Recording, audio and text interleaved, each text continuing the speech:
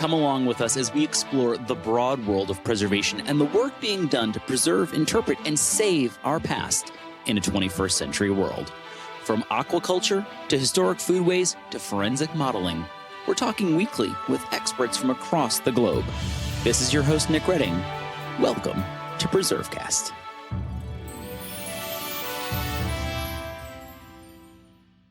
This is Nick Redding. You're listening to PreserveCast. Today, we are very fortunate to be sitting down with Carol Quillen, a perfect guest for PreserveCast because Carol serves as the 10th president and chief executive officer of the National Trust for Historic Preservation. She joined the National Trust in January of 2024. She brings to her work at the Trust a really deep appreciation of history. She has a long career in academic institutions, and prior to serving at the Trust, she served as the 18th president of Davidson College. But before we get into all of the work of the Trust, we love to get to know the people that we're talking to. And so it seems like we'll ask you the same question that we asked a lot of guests to PreserveCast. What brought you to this point in your career, do you feel like? Why the passion for history and now preservation by extension? Was there a spark moment, or what is it about all of this that excites you so much? And also, people love to know, where'd you grow up? Well, first of all, thank you so much for having me. It's really a privilege to be here with you and to have the opportunity to chat with you, Nick, and to celebrate your incredible career in preservation. I can talk a little bit about my interest in history, which is the avenue through which I came to preservation, if that's okay. Sure. But also happy to address anything else. So I grew up in Newcastle, Delaware, which is a historic town, a place where if you're a kid there, you grow up surrounded by the work of the hands of other people. And Newcastle, I think, sparked my curiosity about the past. The cobblestone streets, the brick sidewalks, the odd spaces in 200-year-old houses, a town with layers of history from different cultures, all within a 6 square block area. At the same time, Newcastle was a functioning town when I grew up. There was a grocery store, 2 drugstores, a penny candy store, a movie theater, a library, and the courthouse, all within walking distance for like a 6-year-old. So a big public park by the river. So I grew up, I think, also with an understanding of the tension between a place becoming a tourist attraction and a place where people live every day and where their lives, require certain sorts of services. So I think that predisposed me to think about preservation, though I don't think I realized it at the time. With respect to history, I've always been interested in how people living in one time understand, interpret, and make use of the artifacts that we inherit from distant and very different times. And that, I think, is a function of growing up in an old town. It's also a function of having a lawyer and a judge as a father whose job it was to interpret documents that are by definition living. So the United States Constitution is a document that is a living document, and we understand it and interpret it and use it now in a way that's very different from the way it was read and interpreted when it was written. And so that dynamic, I think, was interesting to me. And I was lucky enough to be able to have fantastic teachers and who encouraged my interest in history. And I think that's where that came from. And when you have great teachers, you want to give back. And so you want to be a teacher yourself, in part because you want to share with other young people that epiphany experience that good teaching often triggers in students. So I was so grateful for my teachers. I wanted to be able to share that with other students. And I'm just curious, because I don't think I know this. What was the focus of your research? Like what kind of history did you focus in on then? So I studied American history in college. I went to the University of Chicago and I studied American history there. And I was primarily interested in pure sort of 17th or 18th century Puritan views of history, how they understood history and how they understood their particular lives in light of a particular view of history.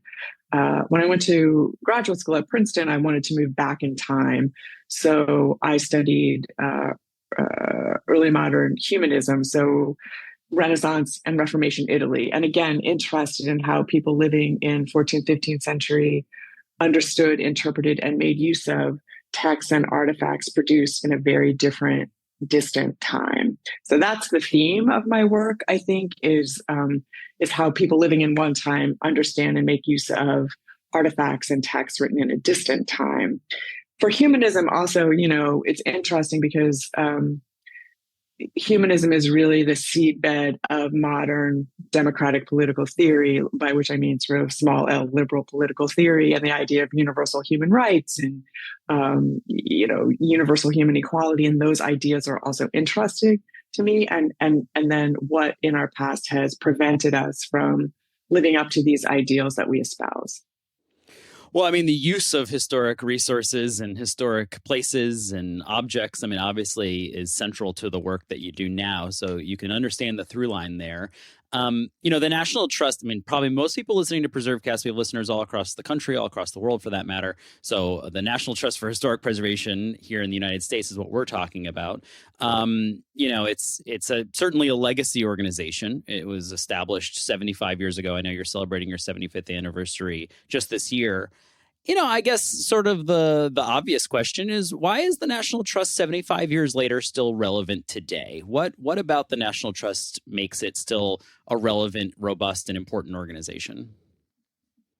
So the National Trust was founded in part to preserve and activate historic resources for the public, right? For the public, in service to the public. And I very much believe that in a country with global roots, in a country with a complex and layered history, our ability to create and activate a cultural and commemorative landscape that reflects the full American story is crucial to our ability to build a shared future, which is our obligation as Americans.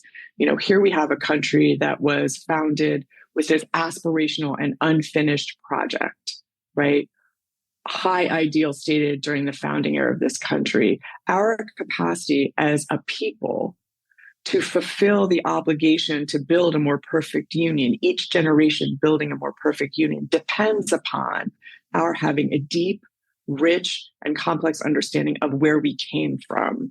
And there's something extraordinarily powerful about standing in a place where history happened, imagining what happened there, and seeing yourself in light of that past and understanding your obligation to the dead, to your fellow Americans who are alive now, and to the future to continue that noble and lofty goal. Yeah, and that project remains extremely relevant, to Americans forever. And, so we're at that kind of noble and lofty level. One question I wanted to ask for you is, given, and I previously ran a historic house museum, given the changes sort of in the preservation landscape, I mean, there's been so many changes in the past 75 years in how we interpret preservation and what we prioritize. The house museum model, you were a part advocacy organization, part sort of cheerleader for preservation, but also part steward of historic places. Is that house museum model still relevant? Is it necessary? Is it how does the trust feel about the house museum model? And is it challenging to be an organization that tries to balance all of those things? Are those two different roles, or are those, you feel like, kind of one and the same? The National Trust undertake. So if you think about what is the purpose of the National Trust, you asked me this question, what is the purpose of the National Trust now? And I spent a lot of time when I got to the Trust trying to articulate what I heard from people at the Trust, people in the preservation community outside the Trust, and other supporters of preservation, whether elected officials or people in the community or people in private organizations that support preservation. And what I came up with was this, right? What is the purpose of the National Trust? In collaboration with the American people, we activate the power of place to serve the public good, improve people's lives, and enable a shared future. Now, preservation, to me, preservation is a broadly applicable set of tools, right? You can use preservation to spark economic opportunity. You can use preservation to create affordable housing. You can use preservation to build community. You can use preservation to foster experiences of awe and joy. You can use preservation to connect us to our past so we can build a better future. So preservation creates an enormous array of things that wouldn't be possible without those tools. So I see the National Trust as an advocate for that broad array of tools, which can be used in multiple contexts, right, to address problems that we face today in the same way that preservation could be used to address the challenges that were faced when the trust was created. Now, the challenges are different and our understanding of our role is different, and we have a deeper grasp on all of the things that preservation can make possible. I mean, I'm talking to a person, you know this as well as anyone, right? Because you've done this throughout your career. Preservation creates an enormous array of potential solutions to the challenges we've identified as a nation. So in a sense, the National Trust is more relevant than ever because those tools, as they've developed over the past 75 years and beginning earlier than that, even, those tools are more relevant now and powerful. Yeah. I asked the question too, because so many people in our communities are struggling with this. I mean, there was this, and I want to talk about the 200th anniversary of the bicentennial and now the semi-quincentennial, but, you know, there was this spate of establishment of historic house museums. And obviously the Trust was a leader in that early on, as were others, Mount Vernon Ladies Association and folks like that. But, there were just this huge explosion of historic house museums in the 1970s around the bicentennial. And now 50 years on, I think there's a lot of questions about like, what role do they play? How do they do that? And do you feel like the Trust is sort of a laboratory for those experiences? Are you trying to figure out how to turn historic house museums into something that, you know, engages the current sort of culture? Because the experience of running a historic house museum or visiting one is still very tied to sort of its roots. That's where I was sort of going with that, is like, do you feel like there is a sea shift in just that experience piece that you're talking about? So I don't love the term house museum, to be honest with you. Okay. That's just me. I just don't, I have a hard time grasping what that is. I think if you think about historic places, let's just talk about that, like historic sites, places that are meaningful to their communities, places where important things happen. My question is always, what should happen here now? What should happen here now? How do we activate the resources, historic resources, topographical landscape resources? How do we activate the resources of this place to serve the community now in a way that respects its history, serves the living, and honors the future? So, for example, Woodlawn is one of the properties that we own. It's a complicated property and now has also on it a Frank Lloyd Wright house, right, that was moved to protect it. So it's a property that has a Frank Lloyd Wright house and what was a site of enslavement, a plantation that was part of, I believe, Martha Washington's family's holdings. This property, the house and the land, was purchased by Quakers prior to the Civil War in an effort to demonstrate that you could farm with free labor. There could be a model where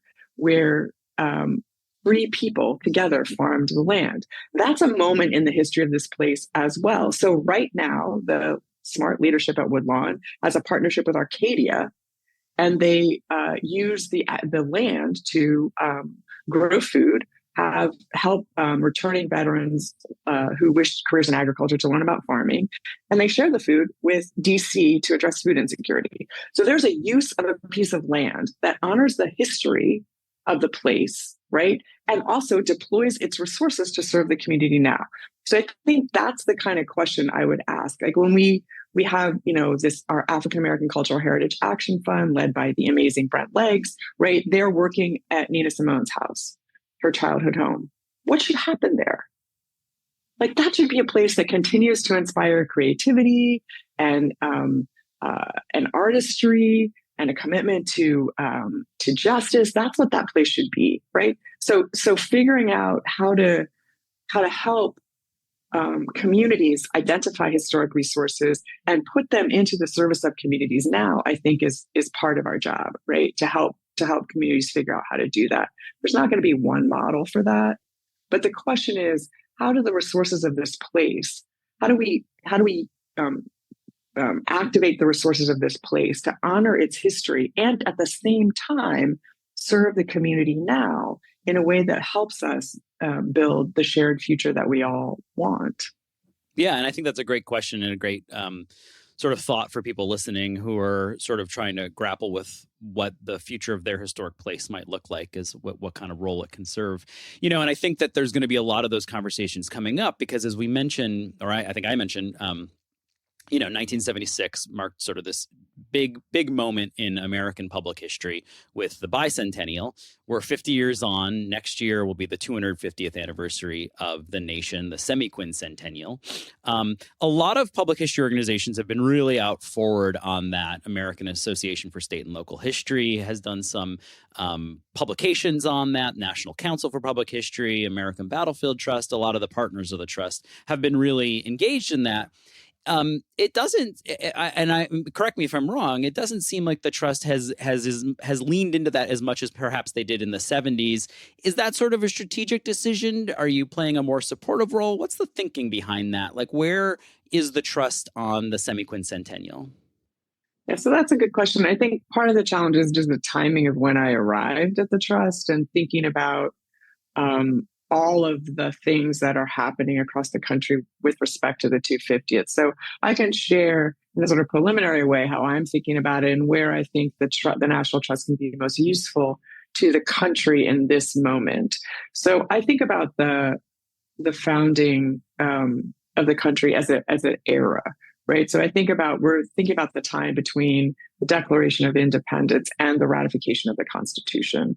So that's a decade plus of time. And as I think about that, and I think about what the country might need right now, or how we can be useful right now, I think there's an opportunity to talk about the power of place and the ways in which places where key things happened that relate to ideals expressed in our founding, how we can engage the public in those places. So there's a site-based civic engagement opportunity over the next, honestly, decade, where we can invite Americans from all over the country to think about the connection that these places have to the ideals expressed in the Declaration of the Constitution, and to imagine this as an unfinished project, right? And I think about this in part because right now the past is contested, right? We're fighting about what it means as a country. We're in disagreement on how to position ourselves in relationship to narratives of our past. We need a way to restructure that public conversation. We need a way that respects the truth, and we need a way that invites all Americans to connect with the places close to them that are a part of the American story. So I love a place-based civic engagement initiative. Look, we couldn't run that by ourselves. We would be supporting, we would be following the lead of others who had great ideas in this space. But that's, I think, a site-based civic engagement initiative could engage the public across the boundaries that divide us now of party, religion, race, wealth, geography, could engage the American public in rethinking how we understand our obligation to these ideals and to the people who over time have made them concrete. Yeah, no, I love so that. That's a very big abstract idea. Yeah, no, I think love that. Yeah, that concept and this idea. I mean, I know here in Maryland, we've thought about the 250th not as 1776, but 250 years of Maryland history, and sort of trying to come to terms with what is that meaning of freedom? What does freedom look like? What is revolutionary thinking? And we've been talking a lot about that and sort of tease a little PreserveCast update. We're going to be doing a series on revolutionary thinking and thought in 2026. But I love this idea of sort of stretching it out to this founding generation. I know you were saying that that's kind of at the higher level. Is that something the trust is perhaps hoping to sort of operationalize? I think in collaboration with partners across the country who are also thinking about this.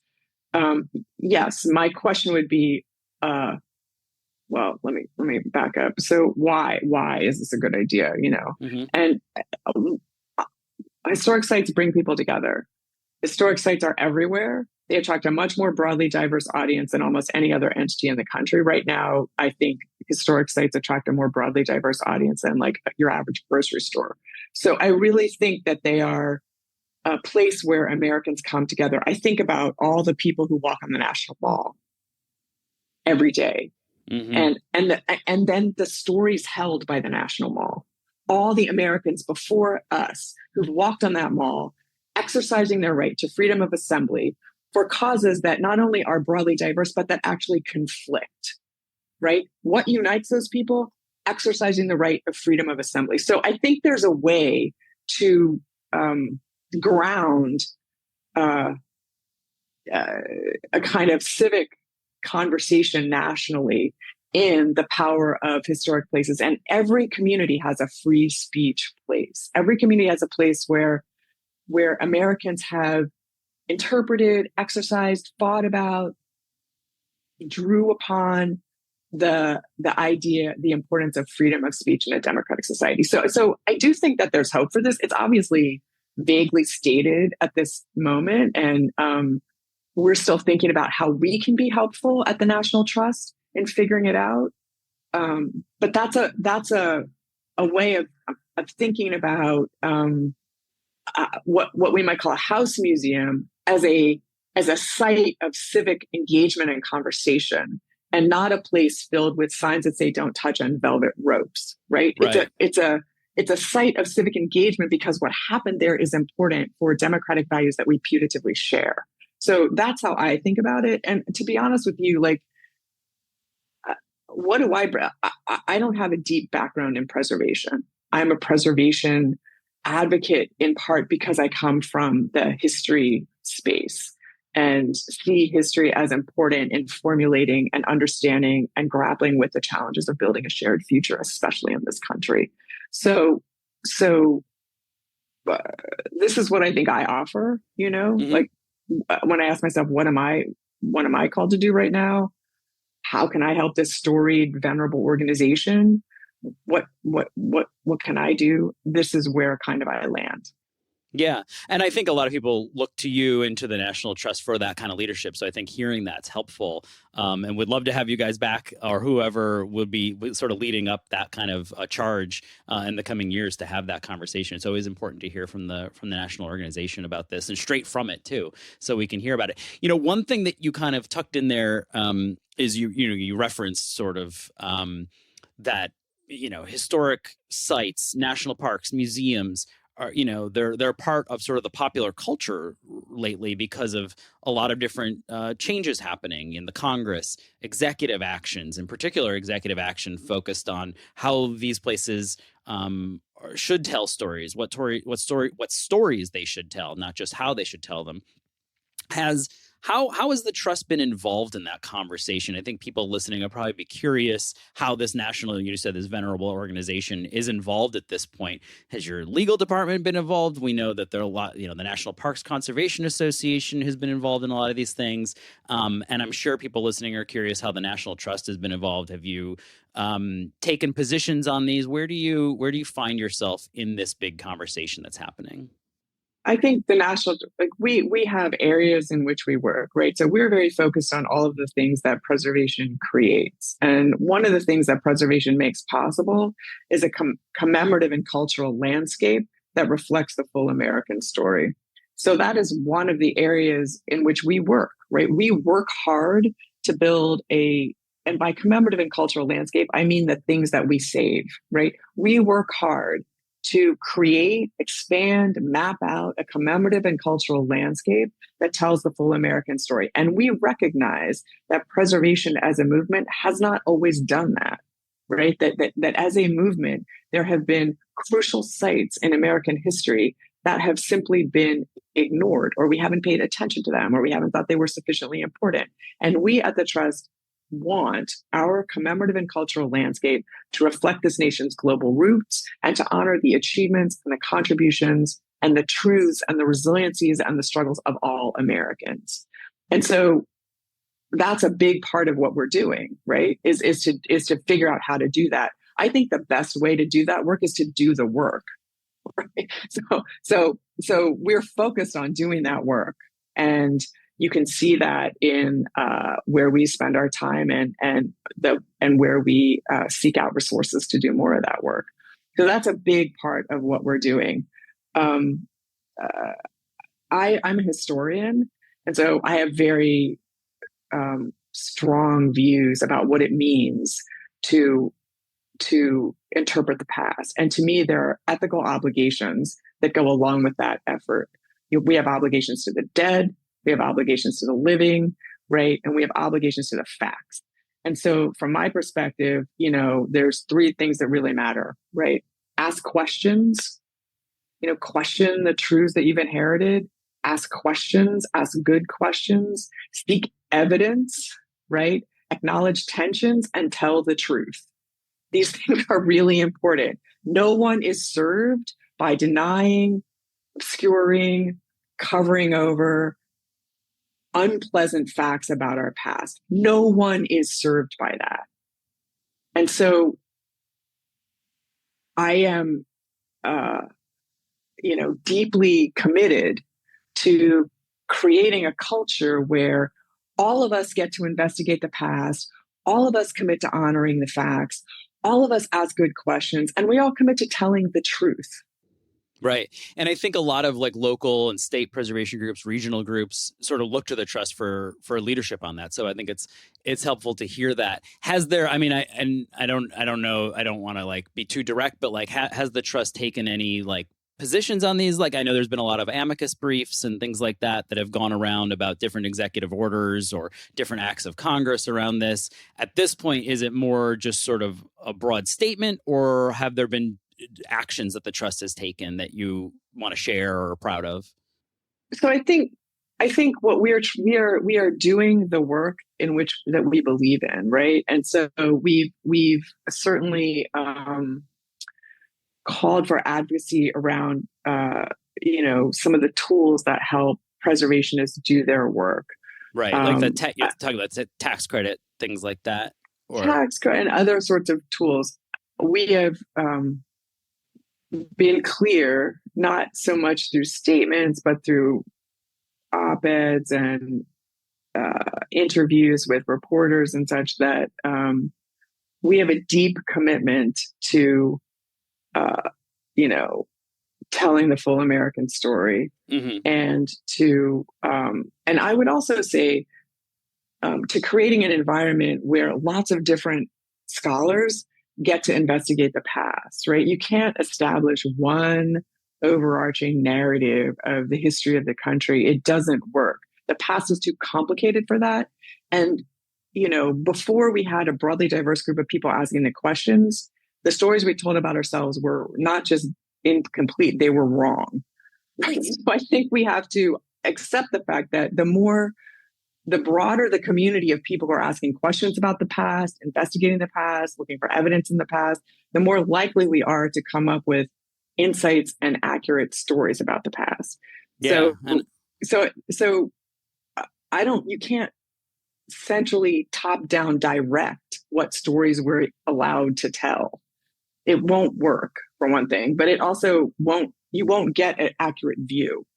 So I really support, and at the Trust with our curators and educators, we really support, independence for them. Like you all are there. You're looking at the material. You're in the archives. You're the ones who are best equipped with your training and your rigorous background and your rigorous commitment to evidence to tell the stories that you uncover, right? And there's a lot of stories yet to be told in this country that are hard to see because of the way we've strung facts together for so long, right? And so the facts can sustain multiple stories, not all stories, right? So how you tell the story of this country depends largely on when you think it starts. And what's interesting is not who's right, because there is no right answer to when the history of the country starts. What's interesting is how different those stories look depending on where you start. That's what's interesting, right? And so we want people to be able to see that. What happens if you start, I don't know, with a big bang versus if you start at some other date. So I think that's where we have to focus our attention as a country, that's what makes us curious. And these debates and the idea that you can, mandate some sort of completed narrative of the country is wrong. I mean, it's not going to work. That's helpful to hear, and I think a lot of people listening from across the country, as I said a couple different times, that people really do care about what the National Trust says and about what the president of the trust says. So it's so great to be able to sit down with you and hear that. Well, I'm a historian, right? So I think, look, the preservation. Well, you're a historian, but you're also the president of the National Trust for Historic Preservation. I can't leave that part of me home. You know what I mean? Right. That's a big part of how I've spent my entire adult life. And I also would say that preservation and history are areas of inquiry and work that attract a very broadly diverse group of people, right? So it's not a partisan activity, history. It's an activity that engages people from across the political spectrum, from across all the things that divide us, because it's interesting to try to figure out where we came from and how we got to where we are and how we can use that information to build a better future. And that project, I think we can all share. There's certain guidelines for doing historical work. You got to respect the dead. You got to respect the intelligence of the living, and you got to respect the facts, and you got to tell the truth as you see it. And I think we can construct a world where, what's the right word, like a public context where those things are respected by everybody. Mm-hmm. So I agree. You've mentioned a couple times sort of like respecting sort of like, I think you mentioned it with like your curators, sort of the people on the ground, or engaging with local preservation leaders. And I know that given like these different challenges, like obviously we're having this conversation about preservation in the context of a lot of different challenges, and there's always challenges no matter what time period you look back at. The trust has confronted those and helped the broader community address them. And so I know for the work of the trust, like you've mentioned, the trust can only do so much. It has to work with partners, and many at the grassroots level to sort of like understand the issues. I'm curious, and you've been with the trust, I guess now a year and a half, almost coming up on 2 years. At that local level, who in particular you've engaged with that you've been inspired by, that you've learned about the needs of sort of preservation that sort of informed your worldview? And, do you have a sense, like from your perspective, what do you feel like are the big challenges at that local or, state level? Like, because you have this national view of it, right? You've been able to engage, I'm sure all across the country, got to travel. I know you've had some listening sessions and things like that. So what is it that inspires you, and what is it, I don't know if I say concerns you, but what do you feel like are those challenges from that perspective at the national level?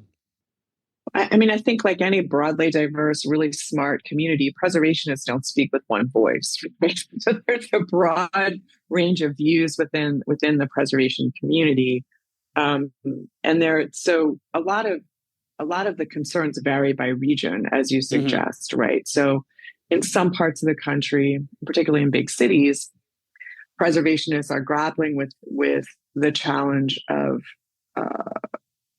being positioned as the people who say no to solving problems. So affordable housing or economic development, if preservationists feel like they're being positioned, put in this box where all preservationists ever do is say no, that's a problem. So there, a challenge is repositioning preservation as a set of tools that can help solve these challenges, right? And so that's, we think about, okay, that's an important thing. So let's talk about all the things that preservation creates. And if you bring a preservation ethos into the conversation at the beginning, rather than presenting preservationists with a project that's already worked out and you say yes, and all they can say is yes or no, that's not a fair position to put people in. The whole project would look entirely different and be better at solving the problem if preservationists were in on it at the beginning. So if the challenge is affordable housing,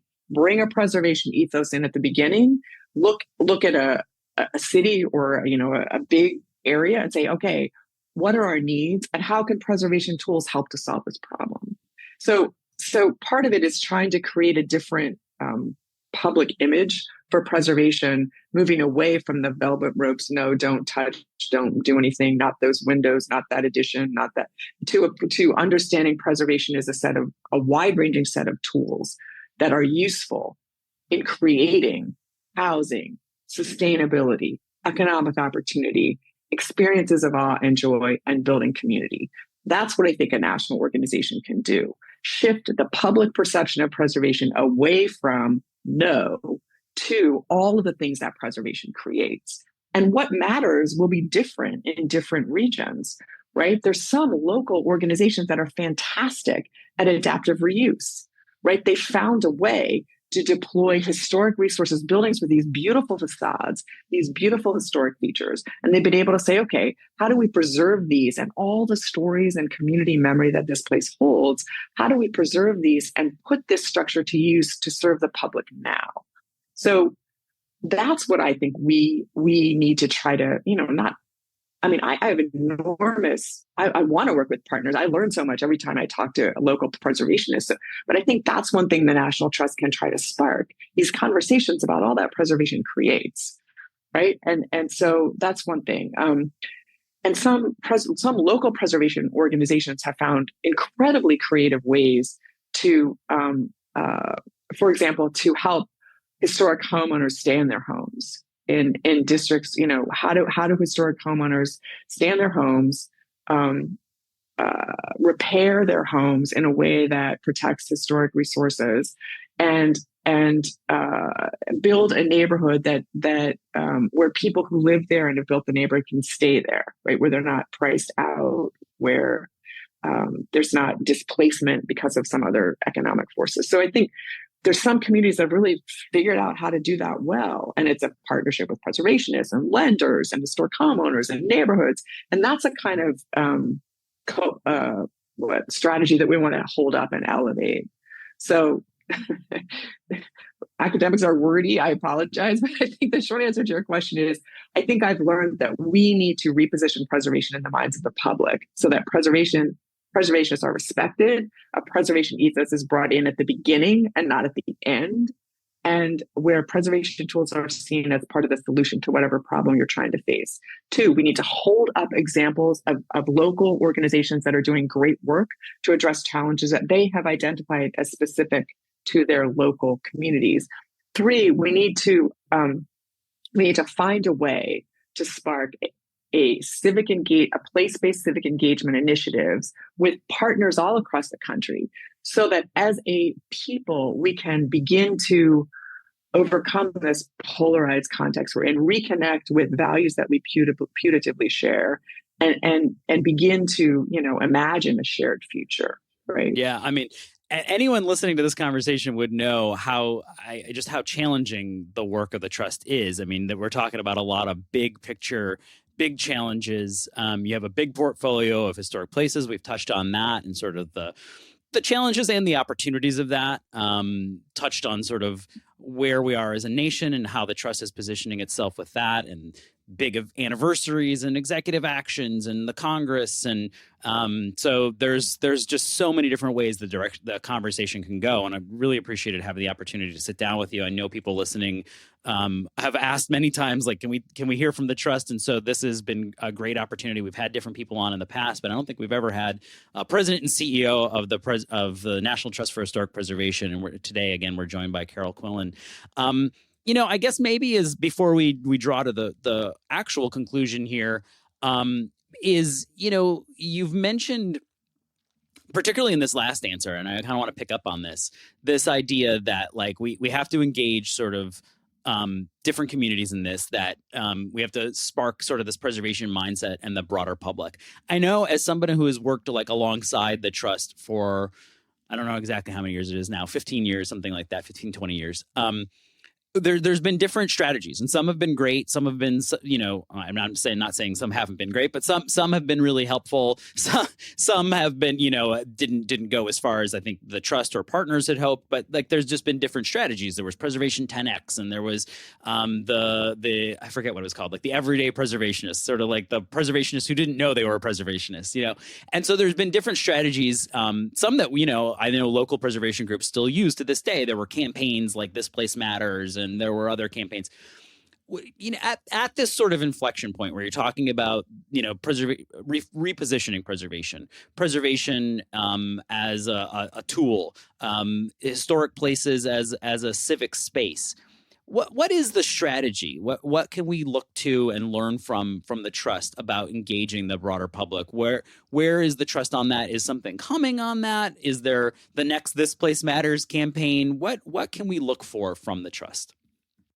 That's a good question, and in part, the question that you're asking is almost like a public relations or a marketing question, right? How do you exactly? What's the marketing strategy the public relations strategy to really spark interest of the public in these new in this way of thinking about preservation? And that's a really good question. I can't answer that question at this moment, but I do think some of the tactics that you mentioned are important, like public campaigns where we invite the public to, in some clear way, to see themselves as invested in preservation, like the campaign that you mentioned, This Place Matters, or, where you're inviting people to identify the places that matter to them.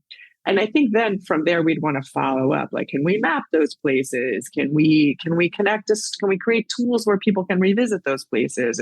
So I think those are the kinds of questions that I'm asking myself right now. Like, how do we make that stick, right? How do we make that something that transforms how people think about preservation? And at the same time, we need data, right? So if people ask, well, you say preservation creates economic opportunity, how do you know that? We need data. So we're working on better data collection so that we can really make the argument for the power of, particularly of adaptive reuse. And we have a lot of that data through our partner organization, NTCIC, who really does focus on how many jobs are created, how many private dollars are leveraged by tax credit dollars, how many affordable housing units have been created particularly by tax credits, but really not just by these tax credits, but by the impact investing that tax credits enable. Right. So for every federal dollar spent, you leverage X number of private dollars and you create, there's a multiplier effect. Right. So I'm asking myself, we need data to be able to demonstrate the power of preservation to create economic opportunity in particular. We have data from the Green Lab and ongoing work in climate resiliency. We have data around the energy savings and the sustainability gains from adaptive reuse. So we know that the greenest building is the one that's already built. We know the waste of embodied carbon. So we can really begin to talk about that. Talking about how preservation sparks civic engagement is almost always anecdotal, right? We're telling stories about that, and those stories are really important. So I guess I would say I'm focused on gathering the data that we need to be persuasive to people who are not going to just believe what we say, right? To be able to say, look, we're going to show you the power of preservation to create these things, in addition to the kind of public engagement campaign that you're talking about, right? And I think we're still thinking about how best to do that in this time, in this historic moment when we're a very polarized country and we all have very strong views and we tend to make decisions. We're thinking ideologically, right? We're not thinking in a way that's designed to reveal our common ground. We're thinking in ways that predispose us to be divided. So I want to try to figure out how we also can use this kind of public engagement campaign to sort of intervene in that and maybe offer folks a different model. Because I think people are exhausted and bored by the conversations we're having now. Yeah. Well, I mean, to offer up PreserveCast, if there's new data or things to share, we're always happy to platform that and to hear from the trust about that kind of thinking. I guess just as a quick follow-up before our last question, you've referenced kind of this thinking about this kind of stuff. And for a lot of people listening, they're either organizational leaders or they're board members of a Main Street or a preservation group or something like that. So they're familiar with strategic planning and sort of the thought behind that. Is that's kind of what's going on behind the scenes to kind of like think about these broader public campaigns, or is it not? Are we not to that level? Or, you know, and I think I ask because people probably be curious where they can interject or when it's helpful for them to provide that feedback to the trust. Yeah. So I tend to think, and this is a peculiarity of my own associative way of thinking, but I like the idea of a strategic framework rather than a worked out strategic plan. And what that means is that, you know, we have things we're trying to make happen in the world, and those stay pretty constant. And then we have ways that we're trying to accomplish those things, and those can change over time. So we are identifying 3 areas in which we, the National Trust, want to have impact. You know, what are we trying to make happen in the world, right? And then we have tactics, ways that we're trying to make those things happen, and then metrics, like is this actually happening? So just take telling the full American story, a commemorative and cultural landscape that tells the full American story. We really care about that. That's very important to us. So then we have ways of doing that. One is, as you suggest, through the hiring amazing executive directors of our own sites so they can exemplify what good site stewardship means today. I think about Howard Czar at Lyndhurst, which is a property in the Hudson Valley, where he uses stories embedded at Lyndhurst to connect to broader themes in American history that relate to contemporary issues. So fashion, and he did an exhibition on drawing from the history of Lyndhurst on fashion, like female influencers throughout, you know, that connected stories at Lyndhurst with issues today that we have about what does it mean to be an influencer, how have women in particular shaped particular trends. So that's an example of that kind of creativity. He's always thinking about how the stories contained in this one piece of property can connect to broader themes in American history and to what's going on today and what's interesting to people today. So I think there's a way of and as well as, you know, opening up this beautiful landscape to as many people as possible. So we want to hold that up. Hey, you know, this is how you steward a property, right? This can be what it looks like. So that's a part of telling the full American story, as are the programs that Brent Leggs leads. Sure. The African American, right? Where you're preserving Black churches, you're identifying these iconic sites that are important in Black American history that have been neglected by the preservation movement. And you are ensuring that they are saved and activated in perpetuity. So we're doing that, right? And how we do that is going to, you know, maybe we'll have an initiative around another, you know, something else, but we always want to be doing that. Does that make sense? So yeah, absolutely. Our site stewardship and our grant making activity all speak to that. And another area, we want to build vibrant communities. So you look at what Main Street does. How do we hold up what Main Street America does as a way of demonstrating how you can rekindle economic vibrancy in regional downtown? So it's not a strategic plan, but these are the things we want to see happen in the world. These are the tactics we're using to make them happen in the world. And we evaluate the effectiveness of our tactics all the time. Yeah, well, I think it'd be great to have, you know, you or somebody else from the team come back and talk about that framework in the future, because I think not only is it helpful to understand that framework and how to engage with the trust and what's you know, a priority, but also for organizations that are thinking about establishing their own frameworks. I think there can be some assistance in there. All right, well, this is the softball question that we ask everybody. Favorite historic place or site? It's probably a little bit more challenging for you because you don't want to look like you're showing favoritism, but is there a place that really just sparks a lot of joy for you? Well, yeah, that's a kind of a setup question for me, but I can answer in a couple of ways. First of all, I grew up in an old house, and so when I think about the place that sparked my interest in history, it was the weird spaces in my old house that sparked my curiosity. Like there was a trap door in one of the rooms in this house, and my sister and I had this whole mythology about the Underground Railroad, right? We had this whole, and we played games around like, that's what this must be, this must be the room below, this must be a place where people, escaping slavery, where people seizing their freedom. So the idea of these weird spaces in the house, my mom used to read sitting up on the bay window in the dining. So I think that sparked my curiosity about the past. So that's one. Then there's a place that, is super important in my family, that my this little tiny house that my grandparents owned, that my sister and I still own, and that matters a lot to us and our kids because it's constant. So there's that kind of historic place. And then just one more, there's a place like San Clemente in Rome, and there are places like this in the US, which has layers of history, right? Like you've got a Mithraeum and a Roman Republican road, and then a 4th century basilica. You have these layers of history in this one space. And so I think of historic places as having all of those features, as well as, if you anyway, I'm going to stop. Obviously you wanted one, you're not going to get one from me. No, we normally get 3s from you. It seems like you've always have a lot to say, which is great. I mean, and that's a good place to leave the conversation. And I appreciate it because, we've had people ask, as I mentioned, can we get someone from the National Trust? And so we were fortunate to be able to set up this conversation, and fortunate to be able to sit down and hear from you directly, because there are so many issues happening right now. And I think people, as I've said a couple different times, look to the Trust for leadership. And so hearing from you directly, as you can here, but in other places, is fantastic for the preservation community.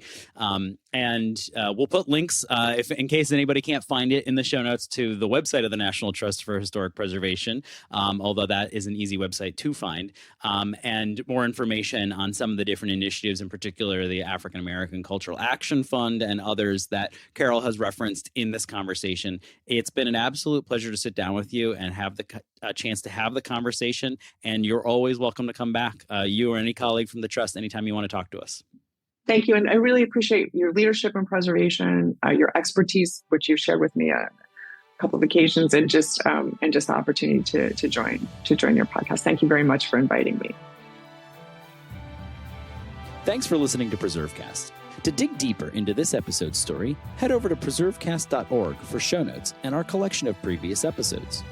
Don't forget to engage with this podcast by subscribing, commenting, and leaving a review. Follow along on Instagram, Twitter, and Facebook at PreserveCast for even more. PreserveCast is currently recorded in Walkersville, Maryland, and sponsored by the 1772 Foundation, and powered by Preservation Maryland. Thanks for listening, and keep on preserving.